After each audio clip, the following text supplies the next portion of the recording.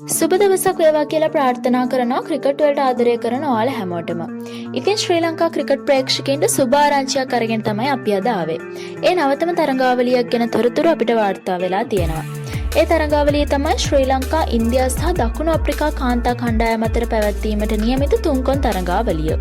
ඉතින් මේ තරඟාවලිය පැවැත්වෙන්නේ එක්දින තරඟාවලියක් විදිහට ශ්‍රී ලංකාවේදී. ඉතින් මේ තරඟාවලියේ පළමු තරඟය ශ්‍රී ලංකා කණ්ඩායම සහ ඉන්දියා කණ්ඩායම අතර අප්‍රේල් මාස 27 වෙනිදා පැවැත්වෙනවා. දෙවන තරඟය ඉන්දියා කණ්ඩායම සහ දකුණු අප්‍රිකා කණ්ඩායම අතර අප්‍රේල් මාස 29 වෙනිදාත්, තුන්වන තරඟය ශ්‍රී ලංකා කණ්ඩායම සහ දකුණු අප්‍රිකා කණ්ඩායම අතර මැයි මාස 2 වෙනිදාත්, හතරවන තරගය මැයි මාස 4 වෙනිදා ශ්‍රී ලංකා කණ්ඩායම සහ ඉන්දියා කණ්ඩායම අතරත්, පස්වන තරගය මැයි මාස 7 වෙනිදා දකුණු අප්‍රිකා කණ්ඩායම සහ ඉන්දියා කණ්ඩායම අතරත්, හයවන තරගය මැයි මාස 9 වෙනිදා ශ්‍රී ලංකා කණ්ඩායම සහ දකුණු අප්‍රිකා කණ්ඩායම අතරත් පැවැත්වෙනවා. ඒ වගේම අවසන් සහ හත්වන තරගය පැවැත්වීමට නියමිත වෙන්නේ මැයි මාස 11 වෙනිදා.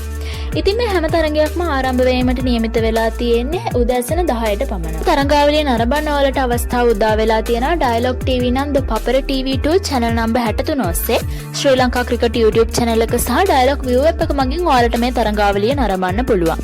ඉතින් මේ තරඟාවලිය වගේම ක්‍රිකට් ලෝකයේ අලුත් වෙන නවතම තොරතුරු දැනගන්න අපේ channel එක subscribe කරලා bell button එකත් click කරලා අපිත් එක්ක දිගටම එකතු වෙලා ඉන්න. ඔයාලා හැමෝටම ක්‍රීඩාශීලී සුබ දවසක්.